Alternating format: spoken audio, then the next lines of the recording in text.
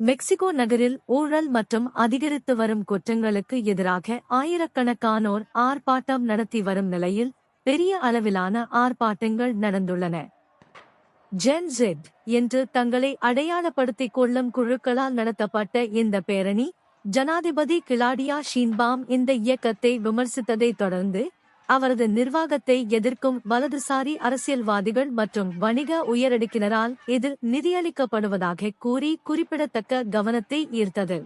பாதுகாப்பின்மை, தண்டனையின்மை மற்றும் பரவலான வன்முறைக்கு எதிராக நடவடிக்கை எடுக்க கோரி மெக்சிகோவின் ஜெனரேஷன் இசட் இயக்கம் வீதிகளில் இறங்கியுள்ளதால் மெக்சிகோ நகரம் குடிமை செயல்பாடுகளின் எழுச்சியை காண்கிறது.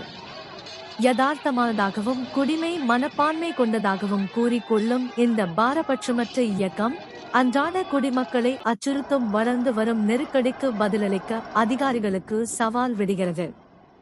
அரசியல் நடுநிலைமையை வலியுறுத்திய போதிலும் பேரணி எதிர்க்கட்சி நபர்களுடன் தொடர்பு இருப்பதாக குற்றச்சாட்டுகளை தூண்டியுள்ளது. இது தலைநகரில் பதட்டங்களை தூண்டுகிறது. கோஷங்களும் பதாகைகளும் மெக்சிகோ நகரத்தை நிரப்பும்போது நாடு கேட்கிறது, குடிமை இயக்கங்கள் உண்மையிலேயே அதிகாரத்தை பொறுப்பேற்க முடியுமா அல்லது அவர்கள் அரசியல் போர்களில் இழுக்கப்படுகிறார்களா?